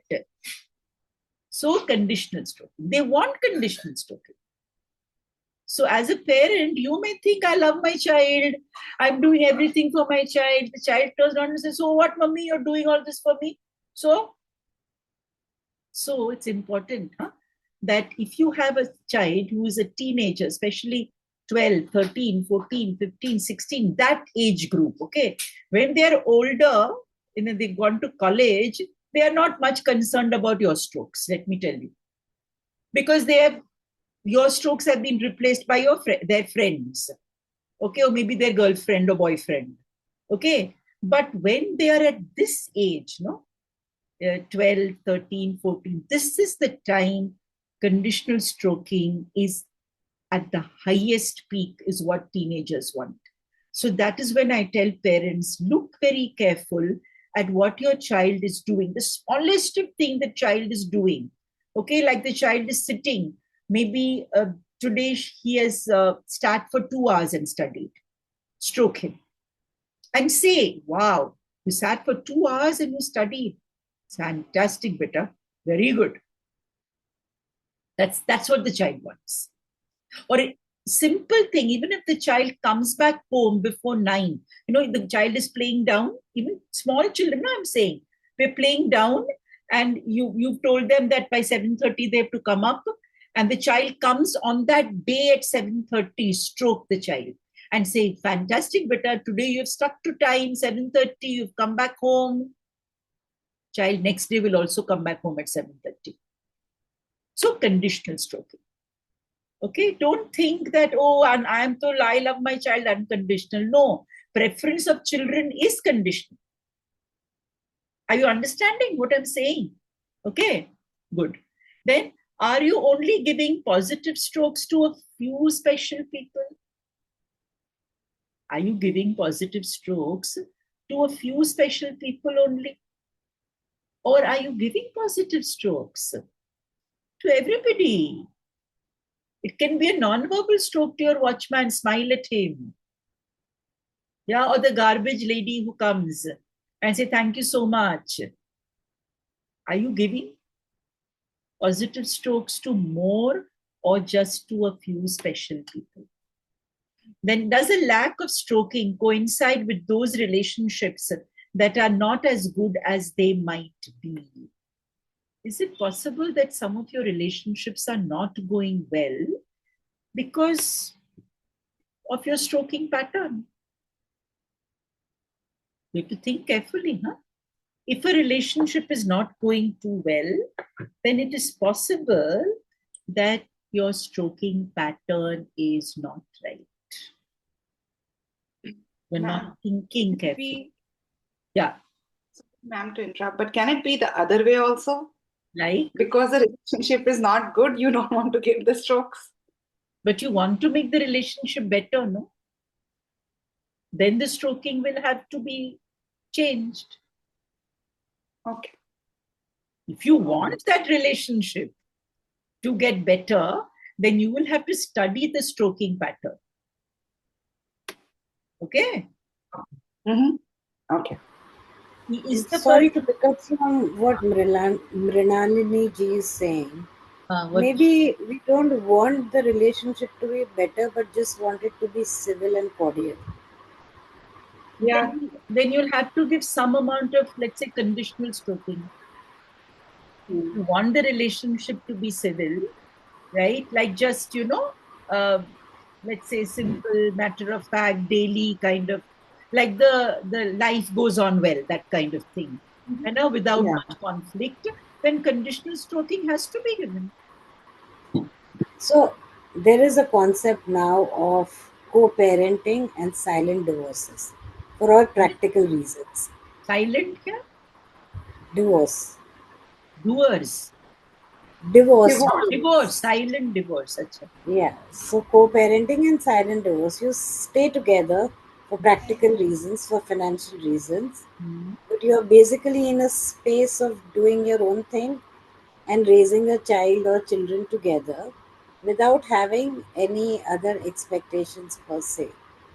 So Stroking has where does nothing to do with expectation.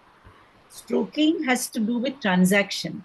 You want the transaction to go okay, not have too many cross transactions, and not have a little bit of complementary transactions.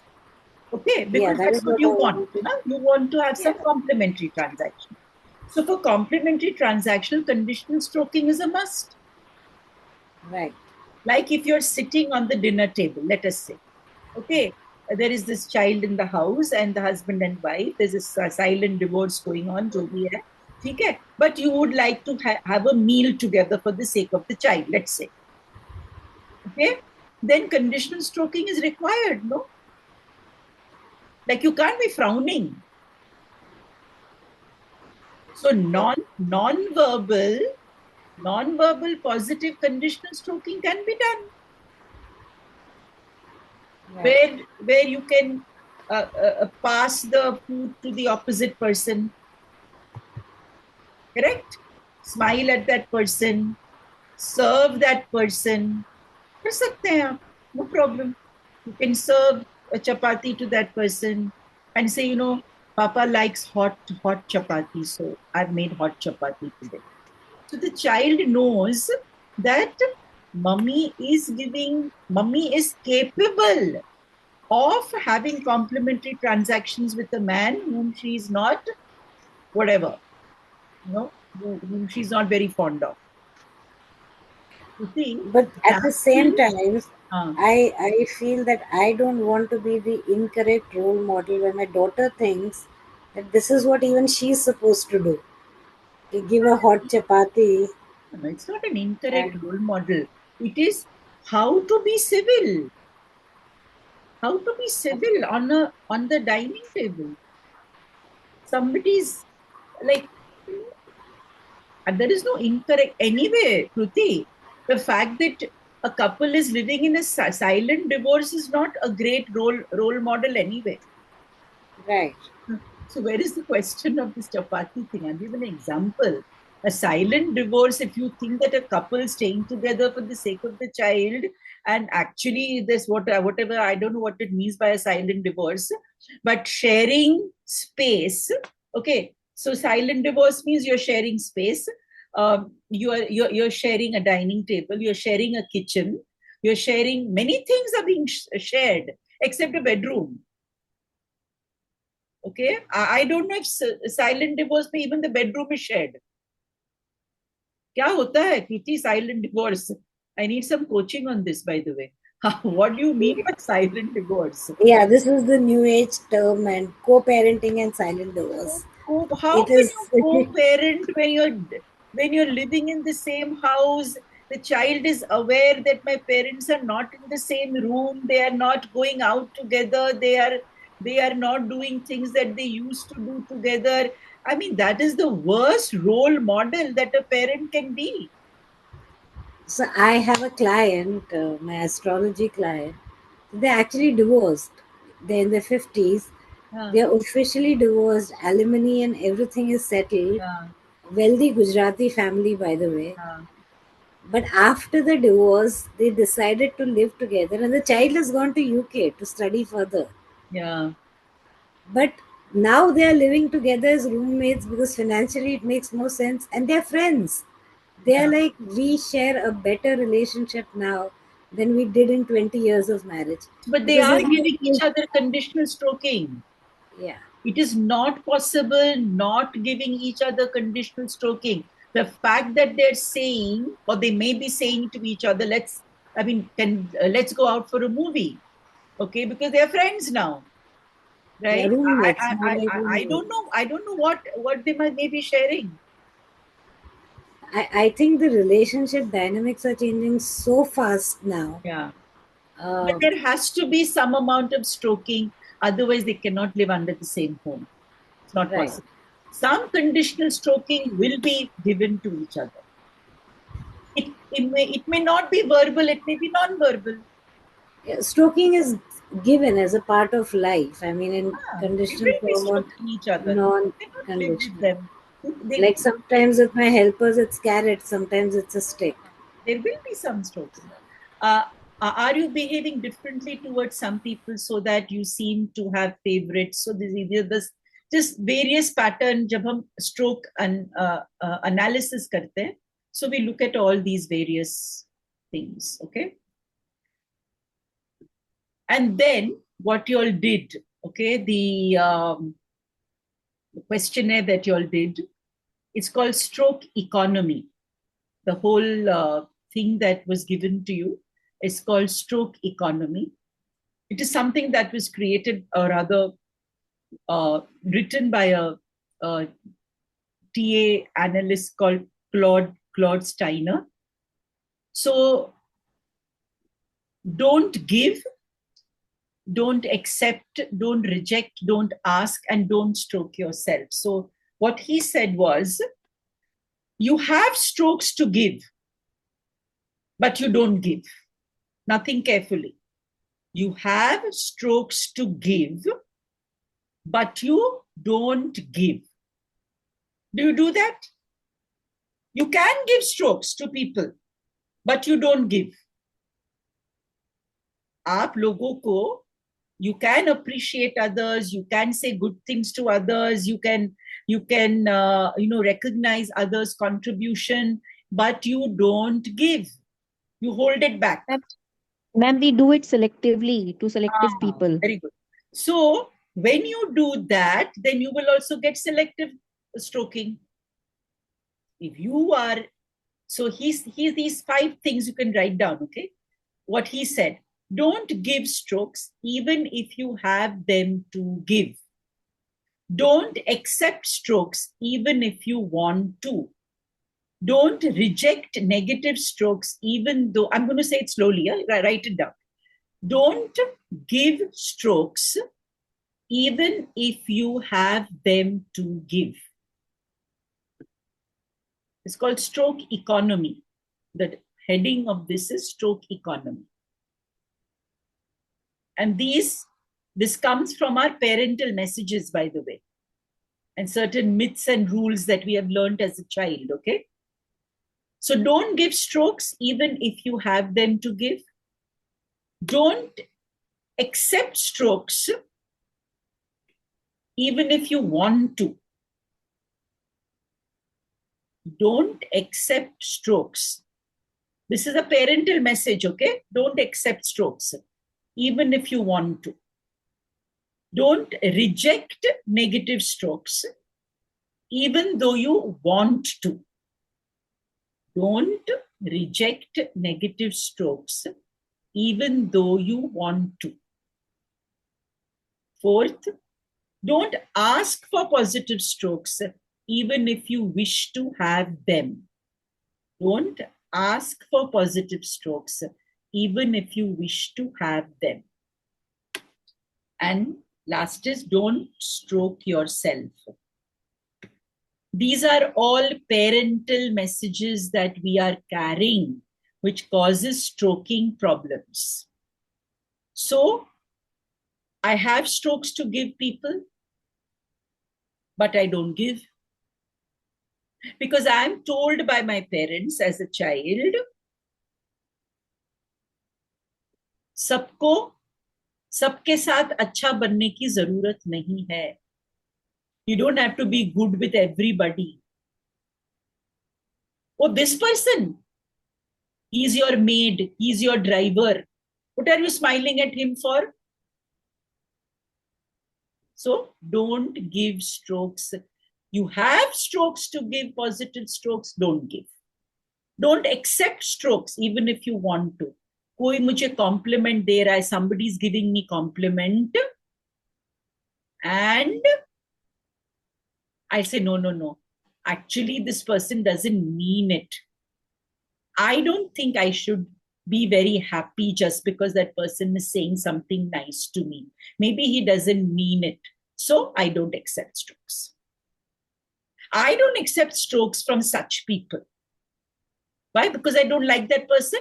That person is genuinely giving me some positive stroke. I'm saying, no, it is not positive. Actually, this person doesn't mean it. Don't reject negative strokes even though you want them. Somebody saying, yeah, an aunt or uncle says, my God, you have become so fat. How much of weight you have put on, what colors you are wearing, it doesn't suit the color of your skin. I don't want these strokes, but I don't reject it. Auntie, I put on a lot of weight. So what am I doing? I'm accepting it. I should be rejecting it, but I accept it. Then don't ask for positive strokes even if you wish to have them. I want to ask how wonderful I'm looking, how wonderful was the class, did you all enjoy it or not? But I will not ask for positive strokes. What will people think? I'm asking. Huh? And then we are also told not to stroke ourselves. Don't think of yourself to be too great. Don't keep stroking yourself, saying good things about yourself. खुद ही अपना मियाँ मिट्ठू, अपने मुंह मियाँ मिट्ठू बनना, है ना? So all this, these are all parental messages that have come to us. Okay? So don't give. But that sounds like boasting you about yourself, right? But boasting is great. Boasting is so wonderful. So this is again, Radhika, parental message. Got it. But boasting is actually fantastic.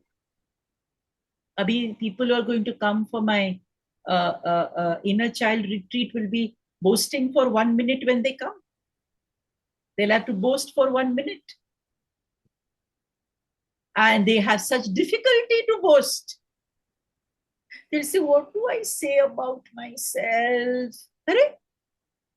Say. And they have 1 minute is a problem for them. Can you imagine? Radhika, 1 minute.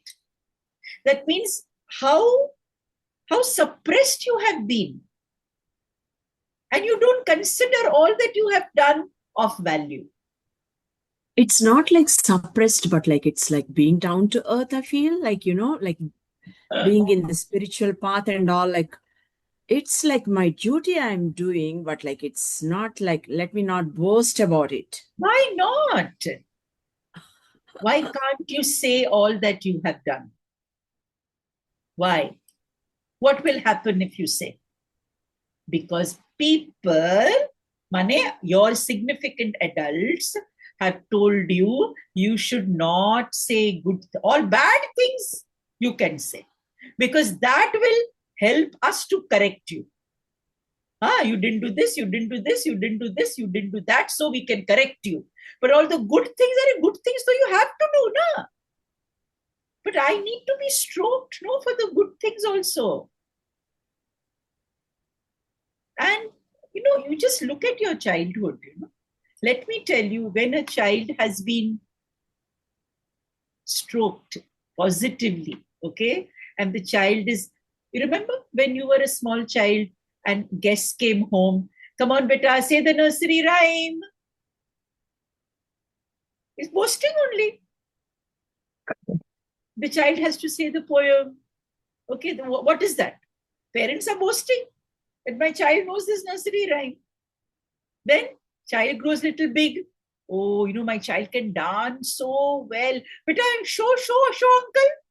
Show uncle how nice you can dance. That is also boasting.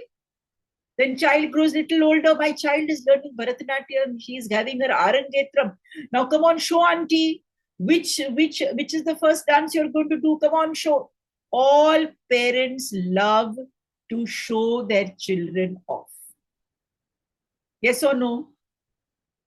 Then, but now that you're older, suddenly now you have decided, I should not say much about what I do. It is called boasting. But it is great to boast. Otherwise, you will forget what you have done also. Can I say something, I ma'am? think it's also because nobody's going to remind you, so you better remind yourself all that you have done. I think it's also my limited belief then. Right, Radhika. Okay, so we are going to end with Radhika boasting for 30 seconds. Radhika, go, boast for 30 seconds. We all want to hear. Come on. Oh, I love making food to my family, and like when they're enjoying it, like I feel so satisfied. Like I want because to know they're about you. I'm not interested in your family. I want to know. I want you to boast about yourself. What have you achieved? What have you done? Things that you can do, your talent, etc., etc. I'm pretty good in gardening, and I'm very good at understanding others. Like others feel like actually like telling their opening up themselves to me. My friends, some of the friends, my girls, like my girlfriends, they're like, which they don't even open up to their husband. They want to come open up with me, and they want to share that whole information to me. Because they love me being very I wouldn't say it to anybody else. Like it's not like I don't discuss that. I keep their stuff confidential, Now basically. see how Radhika is speaking. They. Instead, she could have just said, I am a secret keeper. I. When you boast, you always start the sentence with I. Not with what they think. They are like that. They. No, it's about I.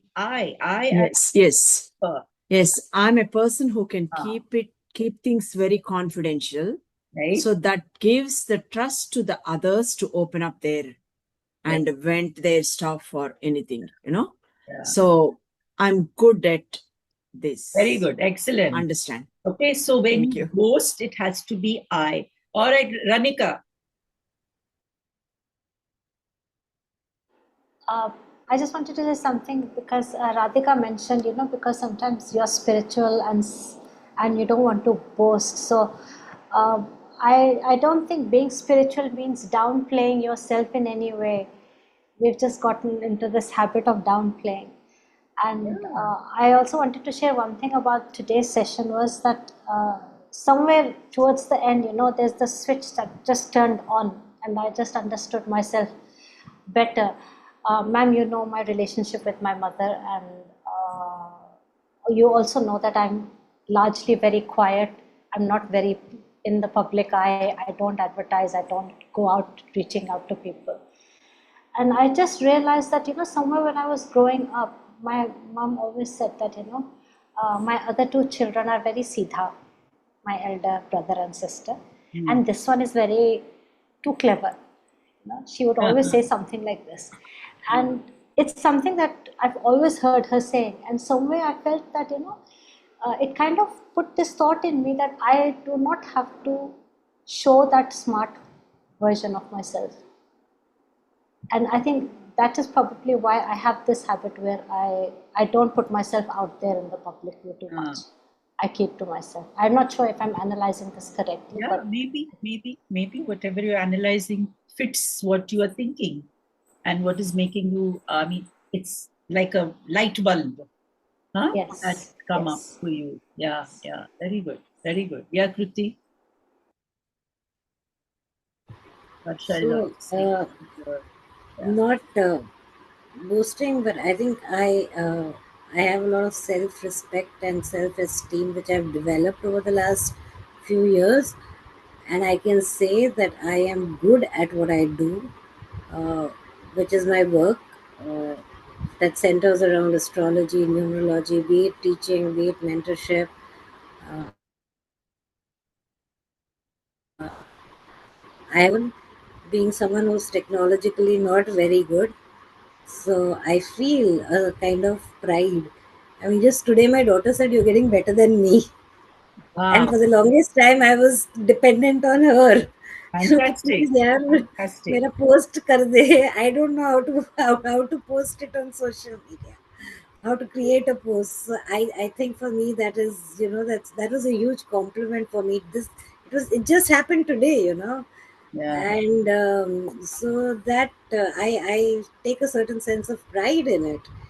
And when somebody tells me I'm good at teaching, so and learning, take pride. Yes, absolutely. So I can. So pride, when you boast, no, it's not about ego, because you're not saying things for effect. Okay, when you say things for effect, that is ego. When you say things which are thoda, just because you want recognition, that is ego. But when you say things like Kruti is saying, or like the others would say, about just matter of fact, no, that's not ego. And I love to promote other people. If someone's and because you have to acknowledge yourself. That's called self-stroking. You have to stroke yourself. Yeah. But if you think that, like somebody said, maybe that's ego. No, ego is different. You will come to know when a person is egoistic, thick-headed. The way they will speak will be very different. It will be all about me. Okay, and even the way they'll use their hand gestures, their facial expressions, you'll come to know, right? Like someone who's a better tarot reader, when somebody then I'm happy to give the reference. I'll tell them that, yeah, you go to so and so person, they'll do a better job than me. I mean, boasting is like suddenly becoming aware, my God, I have done so much. It's such a beautiful feeling. I mean, I remember the inner child last year and the year before and the year before, when they have to do that 1 minute boasting. It's like so cute, so cute. They are like little, they're actually fumbling, what to say and what not to say. All right, because they've never got a chance only to say anything. It's so beautiful. I can share even videos of people who have boasted. It's so sweet. All right. So I think Kruti, you were inquiring, well, the inner child is not on Zoom. It is in Goa. Yeah, it's always been there. For the last 2 years, I haven't been able to attend. Yeah, it's in Goa. So it's going to be super fun. God willing, I mean, someday, I guess. Yeah, someday you will. Yeah. So got the idea today on stroking? Okay. The stroke economy is very important to understand. Now, just 1 second. So the diagrams that you all have made, just have a look at the positive and the negative. Okay. So I'll just quickly tell you. not very difficult to understand, but okay, so I'll just look at one of them. Okay, so Urvi has made it in green. So she has done it on her own. Okay, I'll just look at. Okay, so Vikram's is there in front of me. So now give. So the value, okay. So give. I'm just looking at Vikram Tiwari's thing, okay. So give is about maybe 13, 14. And negative is also 13, 14. So he's giving positive strokes. He's also giving negative strokes. So look at the give thing, the shaded portion that you have got. Upar wala positive and down negative, okay? So look at the top. Giving, what is the percentage? Positive. Giving, what is the percentage? Negative. Now in his case, both are nearly the same. So when both are the same, will it have an effect? Will it have an effect? Positive, giving also, I'm getting 14. I'm giving negative also. So why am I giving negative? I don't need to give negative, right? I should have more positive giving and less negative giving, right? Then taking. Now he's taking less positive strokes and he's taking more negative strokes. Correct? If I am taking less positive strokes and I'm taking more negative strokes, how am I going to feel positive about anything that I do? I can't. Asking for positive strokes, he's asking for positive strokes, but he's also asking for negative strokes. Then refuse to give positive. Now you can see what is happening. Refuse to give negative strokes. He's refusing to give negative strokes, which is quite high, which is a good thing actually. Refuse to give positive strokes is very less. So refuse to give he's not giving negative strokes. But I can't understand this because here he's saying refuse to give negative strokes and here he is giving negative strokes. There's some conflict here. Right? He's taking negative strokes. He's asking for negative strokes. But he's refusing to give negative strokes. So what does he have to do? Increase giving positive strokes. So the more you give positive, this is your pattern, okay? Nothing but don't make it so. This is your pattern. What do you have to do? Give more positive strokes. Refuse negative strokes. Refuse.